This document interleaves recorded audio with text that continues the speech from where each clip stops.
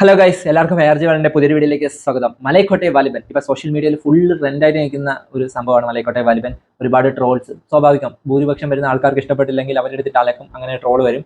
പിന്നെ ഒരുപാട് റിവ്യൂസ്, അങ്ങനെ മൊത്തത്തിൽ സോഷ്യൽ മീഡിയ നിറഞ്ഞു നിൽക്കുകയാണ് നമ്മുടെ ലാലേട്ടനും ലിജു ജോസ് പല്ലിശ്ശേരിയും മലൈക്കോട്ടെ വാലിബനും ഒക്കെ. മലൈക്കോട്ടെ വാലിബനെ കുറിച്ചിട്ട് ഒരു കാര്യം കുറച്ച് സംസാരിക്കാനായിട്ടുണ്ട്. കാരണം ലിജു ജോസ് പല്ലിശ്ശേരിയുടെ പ്രസ് മീറ്റ് കണ്ടു. പിന്നെ മലൈക്കോട്ടെ വാലിബന്റെ കൂടെ ഇപ്പൊ കാണാൻ കഴിയുന്ന ഒരു സിനിമയുടെ റിവ്യൂ ആണ് നമ്മുടെ നൻപകൽ നേരത്ത് മേഘ. അതെന്തിനാണ് ഇപ്പൊ കുത്തിപ്പൊക്കിക്കൊണ്ട് വന്നതെന്ന് സ്വാഭാവികം ലിജു ജോസ് പല്ലിശ്ശേരിയുടെ സിനിമ ആയതുകൊണ്ടായിരിക്കും. പക്ഷെ എന്നിരുന്നാലും അതിനൊക്കെ ഒരു ലോജിക്ക് വേണ്ടേ? അപ്പൊ അതിനെക്കുറിച്ചൊക്കെ ഒന്ന് സംസാരിക്കാനായിട്ടാണ് ഈ ഒരു വീഡിയോ. ഓക്കെ, അപ്പം മലൈക്കോട്ടെ വാലിബന് മിക്സഡ് റിവ്യൂസ് ആണ് വന്നുകൊണ്ടിരിക്കുന്നത്. എന്ന് വെച്ചാൽ ഒരു വിഭാഗം ആൾക്കാർക്ക് പടം ഒട്ടും തീരെ പിടിച്ചിട്ടില്ല. പിന്നെ എന്നെ പോലെ കുറച്ച് പേർക്ക് പടം ഇഷ്ടപ്പെട്ടിട്ടുണ്ട്.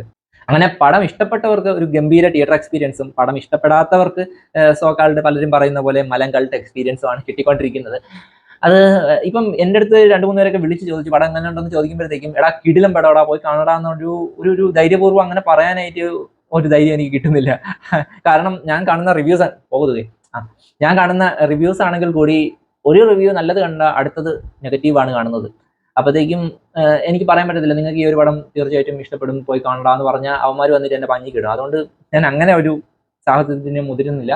അങ്ങനെ ഒരു ചോദിച്ചവരടുത്തൊക്കെ നിങ്ങൾ പോയി കാണും, ചിലപ്പോൾ നിങ്ങൾക്ക് ഇഷ്ടപ്പെട്ടേക്കും, ചിലപ്പോൾ ഇഷ്ടപ്പെടത്തില്ലായിരിക്കാം. അങ്ങനെ ഒരു അഭിപ്രായമാണ് ഞാൻ പറഞ്ഞത്. കാരണം അത്രയ്ക്ക് ധൈര്യം എനിക്കുള്ളൂ ഈ ഒരു പടത്തിനകത്ത്.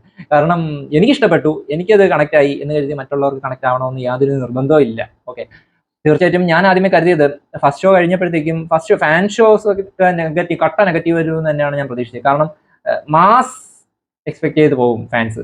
പ്രത്യേകിച്ച് ഇത്ര ഒരു ഉത്സവ അന്തരീക്ഷമായിരുന്നു സിനിമയ്ക്ക് റിലീസിന് മുമ്പ്. അപ്പൊ അങ്ങനെ ഒരു ആഘോഷത്തിൽ നിന്ന് നേരെ ചെന്ന് ഇങ്ങനത്തെ സിനിമ കാണുമ്പോഴത്തേക്കും സ്വാഭാവികം കുറെ പേരൊക്കെ ചടച്ചു പോകും.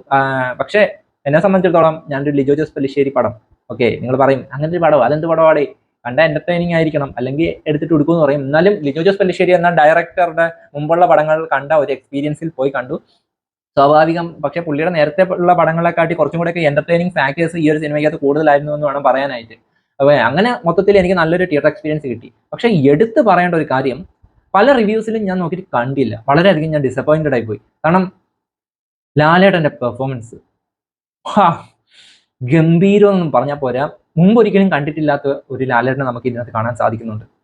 അമാനുഷിക ശക്തിയുള്ള ഒരാളെന്നൊക്കെ പറയുമ്പോഴത്തേക്ക് ഇതൊന്നും പറഞ്ഞൊന്നും, അതിനകത്ത് ഒരു അനൗൺസ്മെന്റ് കണക്കൊക്കെ പറയുന്നുണ്ട്, ഇത്രയും ആൾക്കാരെ തോപ്പിച്ചിട്ടുണ്ട്, ഇത്രയും വലിയൊരാളാണ്, അങ്ങനെയൊക്കെയാണ് ലാലേട്ടനെ പ്രസന്റ് ചെയ്തത്. പക്ഷെ ലാലേട്ടന്റെ നോട്ടത്തിലും നടപ്പിലും ഇരിപ്പിലും ഒക്കെ ആ ഒരു അഭ്യാസിയുടെ എല്ലാ രീതിയിലുള്ള ഒരു മാനറിസംസ് നമുക്ക് ലാലേട്ടനകത്ത് കാണാൻ സാധിക്കുന്നുണ്ട് എന്നുള്ളതായിരുന്നു ഏറ്റവും വലിയ കാര്യം. നേര് എന്ന സിനിമയുടെ വിജയം കൊണ്ടാണോ എന്നറിയത്തില്ല, പലരും ഈ ഒരു സിനിമയുടെ ക്യാരക്ടറിനെ കുറിച്ച് അധികം ഡിസ്കസ് ചെയ്ത് കണ്ടില്ല. നേര് എന്ന സിനിമ നമുക്ക് ഒരിക്കലും ലാലേട്ടന്റെ അത്രയും വലിയൊരു പെർഫോമൻസ്, അല്ലെങ്കിൽ അത്രയും വലിയൊരു പെർഫോമൻസ് ചെയ്യാനുള്ള ഒരു സ്പേസ് അതിനകത്ത് ഉണ്ടായിരുന്നു എന്ന് ഞാൻ കരുതുന്നില്ല. ഗംഭീര പടമായിരുന്നു. പക്ഷെ ആ ഒരു സിനിമ നിൽക്കുന്നത് അതിന്റെ സ്ക്രിപ്റ്റിന്റെ ബലത്തിലാണ്. സ്ക്രിപ്റ്റ് ഗംഭീരമായിരുന്നു ആ ഒരു സിനിമയുടെ. ആ ക്യാരക്ടർ, വിജയമോഹൻ എന്ന ക്യാരക്ടർ ലാലേട്ടൻ ഗംഭീരമാക്കിയിട്ടുണ്ട്. പക്ഷെ ആ ഒരു ക്യാരക്ടറിനകത്ത് നമുക്ക് വേണമെങ്കിൽ വേറെ ആര് വേണമെങ്കിലും സങ്കല്പിക്കാം. നമുക്ക് മമ്മൂക്കയെ സങ്കല്പിക്കാം, വേണമെങ്കിൽ അതാണെങ്കിൽ സുരേഷ് ഗോപിയെ സങ്കല്പിക്കാം. അതാണ് ആരും ബോറാക്കാതെ തന്നെ ആ ഒരു ക്യാരക്ടർ ചെയ്യുമെന്ന് ഉറപ്പുണ്ട്. പക്ഷെ മലൈക്കോട്ടെ വാലിബൻ എന്ന ഈ ഒരു അഭ്യാസിയുടെ, അല്ലെങ്കിൽ എന്താ പറയുക, ഈ ഒരു മല്ലന്റെ ആ ഒരു ക്യാരക്ടർ ചെയ്യാൻ സൗത്ത് ഇന്ത്യയിൽ പോലും ലാലേട്ടന് പകരക്കാരനായിട്ട് വേറൊരാളെ കണ്ടെത്താനായിട്ട് സാധ്യത കുറവാണ് കേട്ടോ. അത്രയ്ക്ക് ഗംഭീര പെർഫോമൻസ് ആണ് ലാലേട്ടൻ ഞാൻ ചെയ്തു വെച്ചിരിക്കുന്നത്. കാണുമ്പോൾ തന്നെ നമുക്ക് തോന്നും ഇത്രയും 1000 പേര് ഇടിച്ചിടാൻ കഴിയുമെന്ന്. ലാലേട്ടൻ ബോഡി ട്രാൻസ്ഫോർമേഷന് കൊടുത്ത ആ ഒരു എഫർട്ടൊക്കെ ഗംഭീരമാണ് കേട്ടോ. പല സീനിലും ലാലേട്ടൻ്റെ ആക്ടിങ്, ഒരു കളരി പൊളിക്കുന്ന സീനൊക്കെ ഉണ്ട്. അത് കൂടുതൽ പറഞ്ഞു കഴിഞ്ഞാൽ കാണാൻ പോകുന്നവർക്ക് സ്പോയിലർ ആയി പോകും. അങ്ങനെ പല സീൻസ്, ക്ലൈമാക്സ് പോർഷനോട് അടുക്കുന്ന സീൻസ്, ടെയിൽ എൻഡ് വരുമ്പോഴത്തേക്ക് എല്ലാത്തിനകത്തും ലാലേട്ടൻ്റെ സ്ക്രീൻ പ്രസൻസ് ആയാലും അദ്ദേഹത്തിന്റെ അഭിനയം ആയാലും ഗംഭീരമായിട്ടുണ്ട്. പക്ഷെ അതൊന്നും ആരും എടുത്തു പറഞ്ഞ് ഞാൻ കണ്ടില്ല. എന്നെ സംബന്ധിച്ചിടത്തോളം പേഴ്സണലി ലാലേട്ടന്റെ ഏറ്റവും ഫേവറേറ്റ് ആയിട്ടുള്ള, എന്റെ പേഴ്സണൽ ഫേവറേറ്റ് ആയിട്ടുള്ള കഥാപാത്രങ്ങളുടെ കൂട്ടത്തിലേക്ക് മലൈക്കോട്ടെ വാലിബനെയും കൂടെ ഞാൻ ചേർത്ത് വെച്ചിട്ടുണ്ട്. എനിക്ക് കണ്ട് കൊതി തീർന്നില്ല കേട്ടോ മലൈക്കോട്ടെ വാലിബനെ. തീർച്ചയായിട്ടും സെക്കൻഡ് പാർട്ടിന് വരുമോ ഇല്ലയോ എന്ന് അറിയത്തില്ല. ഇപ്പം മിക്സഡ് റിവ്യൂസ് ആണ്. പടം എങ്ങനെ ബോക്സ് ഓഫീസിൽ ആ ഒരു റിസൾട്ടിനനുസരിച്ചിരിക്കും ചിലപ്പോൾ സെക്കൻഡ് പാർട്ട്. എന്നാലും ഞാൻ ഒരുപാട് ആഗ്രഹിക്കുന്നുണ്ട് മലൈക്കോട്ടെ വാലിബന്റെ ഒരു സെക്കൻഡ് പാർട്ട് കാണാനായിട്ട് ഞാൻ ആഗ്രഹിക്കുന്നുണ്ട്. അതിനകത്ത് ലാലേട്ടൻ എങ്ങനെ ആയിരിക്കും, അതൊരു സസ്പെൻസ് ഉണ്ട് സിനിമയുടെ അവസാനം എൻഡ് ചെയ്യുന്നത്. അതെങ്ങനെ ആയിരിക്കും വരാൻ പോകുന്നത് ഒരു ആകാംക്ഷ എന്നിലെ പ്രേക്ഷകനുണ്ട് കേട്ടോ. പിന്നെ ഇപ്പൊ ലിജോ ജോസ് പല്ലിശ്ശേരിയുടെ ഒരു പ്രസ് മീറ്റ് കണ്ട് അദ്ദേഹം പിന്നെയും പറഞ്ഞു, still no plans to change, no plans to impress എന്ന്. ഇങ്ങനെ പറയുകയാണെങ്കിൽ ചിലപ്പം പ്രേക്ഷകർ, ഒരു ഭൂരിഭാഗം ആൾക്കാർക്കും പടം ഇഷ്ടപ്പെട്ടില്ല എന്ന് പറയുകയാണെങ്കിൽ അതിനകത്തപ്പം അവർക്ക് ഇഷ്ടപ്പെടാത്ത എന്തൊക്കെയോ ഉണ്ട്. അപ്പൊ അവർക്കും കൂടെ ഇഷ്ടം ഒരു സിനിമ എന്ന് പറയുന്ന ബിസിനസ് ആകുമ്പോഴത്തേക്കും തിയേറ്ററിൽ പോയി ആൾ കാണണമല്ലോ വിജയിക്കണമെങ്കിൽ. അങ്ങനെ വിജയം മുന്നിൽ കണ്ട് സിനിമ എടുക്കുകയാണെങ്കിൽ തീർച്ചയായിട്ടും ആളുകളെ ഇംപ്രസ് ചെയ്യണം. ഓക്കെ, അതിനകത്ത് ചില വിട്ടുവീഴ്ചയൊക്കെ ചെയ്യേണ്ടി വരും. ഈ ഒരു സിനിമയെ നോക്കി തന്നെ അറിയാം. അങ്ങനെ ഒരു മാസ് അപ്പീൽ കിട്ടാത്തതിനുള്ള ഒരു കാരണം എന്ന് പറയുന്നത് അതിന്റെ ബാക്ക്ഗ്രൗണ്ട് മ്യൂസിക്കാണ്. ബാക്ക്ഗ്രൗണ്ട് മ്യൂസിക്കും പിന്നെ ഡയലോഗ്സ്, ഒരു നാടകത്തിന്റെ പോലെയുള്ള ഒരു ഡയലോഗ്സ് ഒക്കെയാണ് ഭൂരിപക്ഷവും ഈ ഒരു സിനിമ യൂസ് ചെയ്തിരിക്കുന്നത്. അപ്പൊ അതിനകത്തൊക്കെ കുറച്ച് കോംപ്രമൈസ് ചെയ്തിരുന്നെങ്കിൽ ചിലപ്പോൾ, അപ്പോൾ അങ്ങനെ ചില ചേഞ്ചസ് ഒക്കെ വരുത്തിയിരുന്നെങ്കിൽ ചിലപ്പോൾ നമ്മളിപ്പോൾ കാണുന്ന മലൈക്കോട്ടെ വാലിബന് പകരം ഒരു കംപ്ലീറ്റ് മാസ് പാക്കേജ് ആയിട്ടുള്ള ഒരു സിനിമ ആയിരുന്നേനെ. പക്ഷേ ലിജോയുടെ ഒരു വാശി കാരണമായിരിക്കാം തന്റെ സിനിമയ്ക്ക് മറ്റുള്ള സിനിമകളിൽ നിന്ന് വ്യത്യസ്തമായിട്ടുള്ള എന്തെങ്കിലും സാധനം വേണമെന്നുള്ള ലിജോ ജോസ് പല്ലിശ്ശേരിയുടെ വാശി കാരണമായിരുന്നിരിക്കണം ഈ ഒരു മലൈക്കോട്ടെ വാലിബൻ ഇപ്പൊ ഇങ്ങനെ ഒരു രൂപത്തിൽ ഇരിക്കുന്നത്. ഓക്കെ, അപ്പൊ എന്തായാലും ആ ഒരു സിനിമ ഇഷ്ടപ്പെടുന്നവർക്ക് എന്തായാലും ഒരു ഗംഭീര തിയേറ്റർ എക്സ്പീരിയൻസ് ആയിരിക്കും. പക്ഷെ ഒരു കാര്യം കൂടെ ശ്രദ്ധിക്കുക, ഈ ഒരു സിനിമ കാണാൻ പോകുന്ന തിയേറ്ററിൽ നിങ്ങൾ തിരഞ്ഞെടുക്കുന്നത് വളരെ വൈസായിട്ടാണ്. കാരണം ഒരുപാട് ആളുകൾ കൂട്ടത്തോടെ ഇരുന്ന് കാണുമ്പോഴത്തേക്കും ഈ കമന്റ് അടികളൊക്കെ വരാനായിട്ടുള്ള സാധ്യത ഉണ്ട് കേട്ടോ. അങ്ങനെ കൂട്ടത്തോടെ ഇരുന്ന് കാണാൻ പറ്റിയ ഒരു സിനിമയാണോ എന്ന് ചോദിച്ചാൽ ചില സീൻസ് ഒക്കെ അത് ഡിമാൻഡ് ചെയ്യുന്നുണ്ട്. പക്ഷേ പല സൈലന്റ് ആയിട്ട് വരുന്ന എന്താ പറയുന്നത് ചില ബ്ലാങ്ക് സ്പോട്ടുകളുണ്ട്. ചില സീൻസ് ഒക്കെ കംപ്ലീറ്റ് സൈലൻസ് ആയിരിക്കും.